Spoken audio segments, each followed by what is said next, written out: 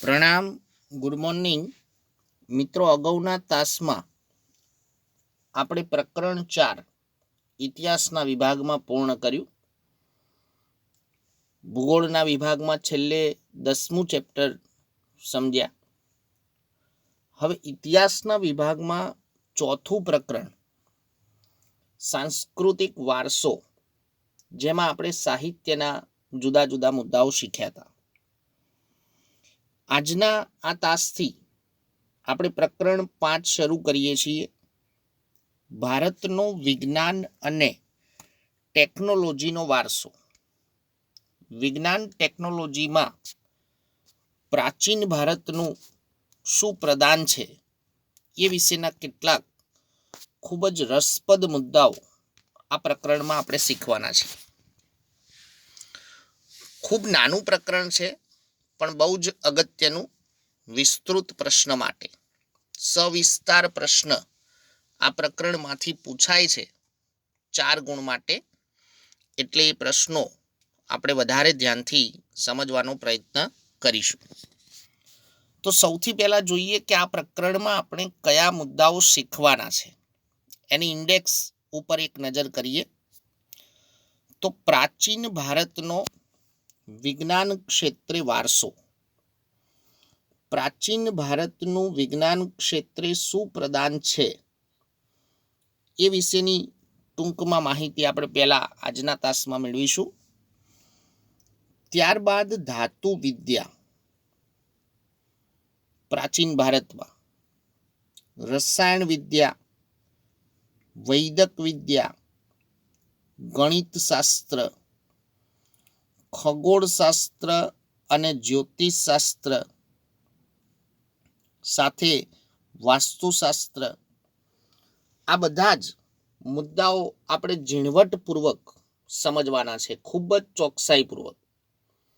કેમ કે પ્રકરણ 4 જેવું જ માહિતીપ્રદ ચેપ્ટર છે, કે જેમાં ઘણી બધી માહિતી આપણે સમજી અને યાદ રાખવી પડશે. તો મિત્રો, પહેલો પ્રશ્ન છે વિજ્ઞાન અને ટેકનોલોજીનું મહત્વ દર્શાવો. વ્યાખ્યા કરવાની છે આપણે વિજ્ઞાન અને ટેકનોલોજીની. 2 ગુણનો પ્રશ્ન છે. આજે 21મી સદીમાં વિજ્ઞાન અને ટેકનોલોજી શબ્દ સાથે પ્રયોજાય છે, એકબીજાના સાથે જોડાયેલા છે. વિજ્ઞાન અને ટેકનોલોજી સમજો કે વિજ્ઞાન એટલે વ્યવસ્થિત જ્ઞાન, સચોટ જ્ઞાન હોય, સાબિતીઓ, સિદ્ધાંતો સાથેનું. અને ટેકનોલોજી એટલે વિજ્ઞાનની વ્યવહારિક ઉપયોગિતા. આજે આપણે આપણા રોજિંદા જીવનમાં જે ઉપકરણો કે જે કંઈ સાધન સામગ્રીઓ વાપરીએ છીએ, એમાં પ્રત્યક્ષ કે પરોક્ષ રીતે વિજ્ઞાનના સિદ્ધાંતો સમાયેલા છે. એટલે ટેકનોલોજીનો આવિષ્કાર એ વિજ્ઞાન વગર શક્ય નથી. વિજ્ઞાન અને ટેકનોલોજી ક્ષેત્રે થયેલા સંશોધનોએ વિશ્વના દેશોને એકબીજાની નજીક લાવી દીધા છે. વિજ્ઞાન અને ટેકનોલોજીના સંશોધનો દ્વારા વિશ્વ એક કુટુંબ બની ગયું છે. દેશ વચ્ચેના આંતર વ્યવહારને પણ સરળ બનાવ્યો છે. પરસ્પર ખૂબ સરળતાથી એકબીજાના સાથે જોડાઈ શકે છે. આર્થિક સંબંધો, સામાજિક સંબંધો, રાજકીય. તેણે વિશ્વના જુદા જુદા દેશો વચ્ચે વિજ્ઞાન ટેકનોલોજી દ્વારા સહકાર વધાર્યો છે. એક નવો અભિગમ પેદા કર્યો છે. પરસ્પર જોડાવાથી વિશ્વના રાષ્ટ્રો વિશ્વ શાંતિ, સહ અસ્તિત્વ પ્રત્યે અભિમુખ થયા છે.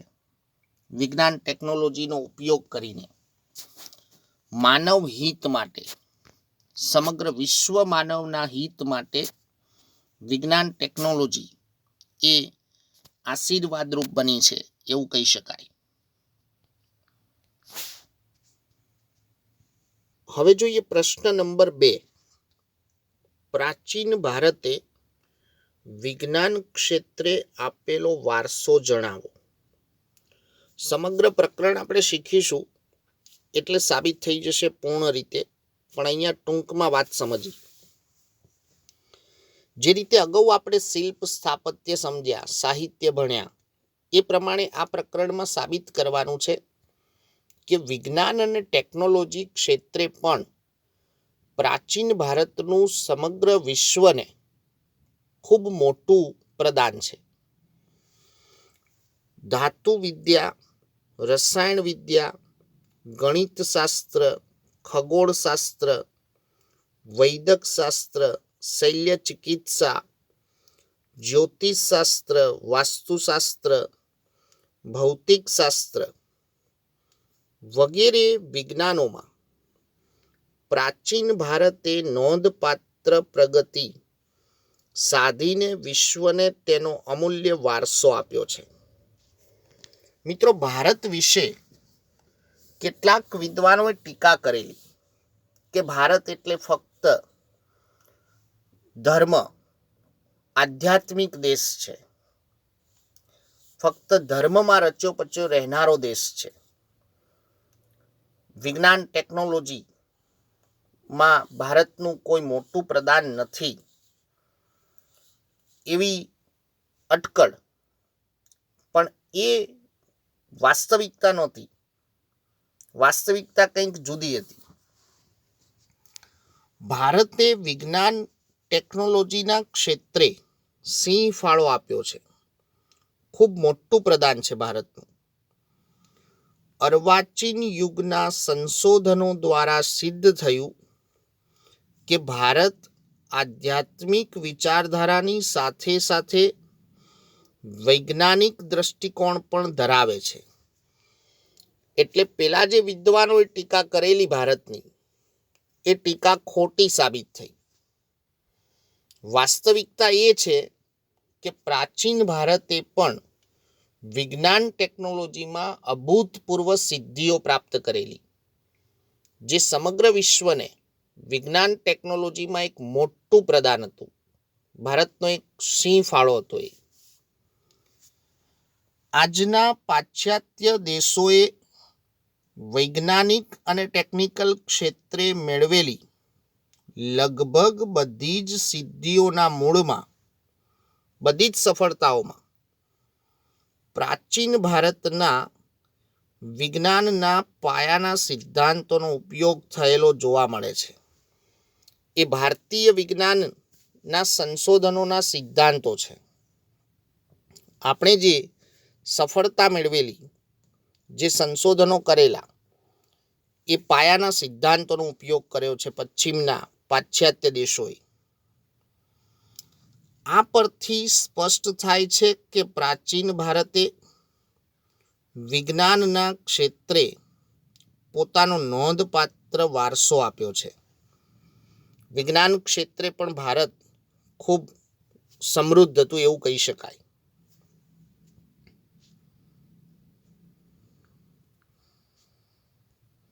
હવે જોઈએ પ્રશ્ન નંબર 3. પ્રાચીન ભારતનું ધાતુ વિદ્યામાં પ્રદાન જણાવો.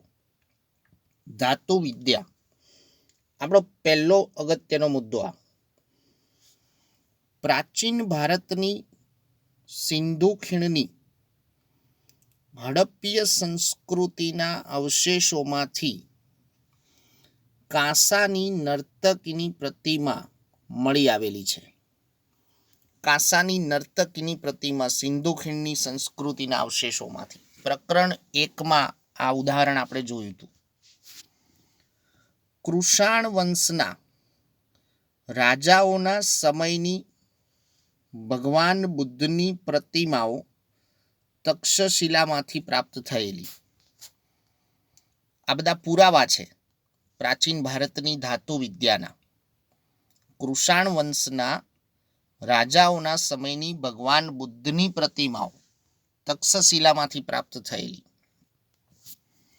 દક્ષિણ ભારતમાં ચોલ રાજાઓના સમય દરમિયાન ખૂબ મોટી સંખ્યામાં ધાતુ શિલ્પો તૈયાર થયા હતા. પ્રકરણ 3માં આપણે ચોલ વંશના રાજાઓની વાત કરી હતી. બૃહદેશ્વર મંદિર એમના સમયમાં, આ સમયમાં તૈયાર થયેલું મહાદેવ નટરાજ એટલે કે શિવનું જગવિખ્યાત શિલ્પ, જે પ્રાચીન ભારતની ધાતુ વિદ્યાનો શ્રેષ્ઠ નમૂનો છે. બાજુમાં આપણને ચિત્ર આપ્યું છે નટરાજનું શિલ્પ. જ્યાં કોઈ મંચસ્થ કાર્યક્રમો થતા હોય, જ્યાં અભિનય થતો હોય, તો ત્યાં આ નટરાજનું શિલ્પ મૂકવામાં આવે છે, એની પૂજા કરવામાં આવે. આ શિલ્પ આજે ચેન્નઈ, તમિલનાડુના સંગ્રહાલયમાં સંગૃહિત કરવામાં આવેલું છે, એને સાચવવામાં આવેલું છે. વિશ્વ પ્રસિદ્ધ શ્રેષ્ઠ નમૂનો છે.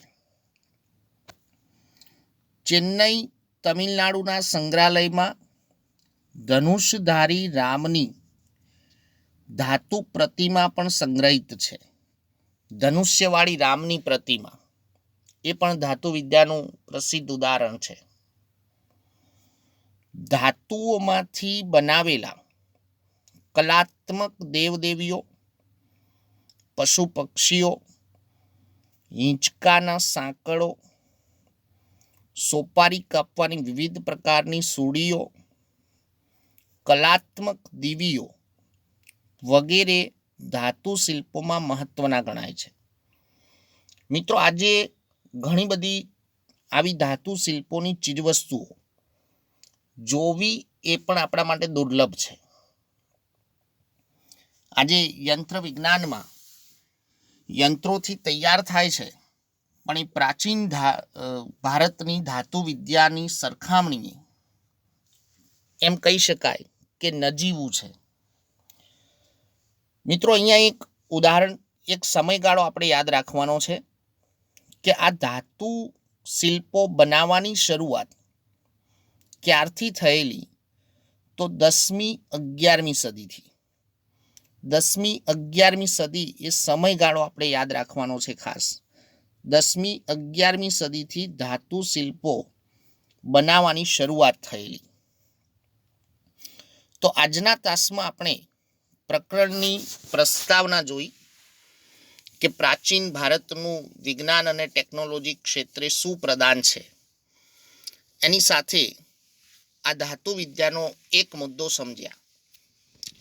તો જે પ્રશ્નો આજે આપણે સમજાવ્યા એ તમારે નોટબુકમાં સારા અક્ષરે લખવાના છે અને એને સમજવાના છે. અસ્તુ, પ્રણામ.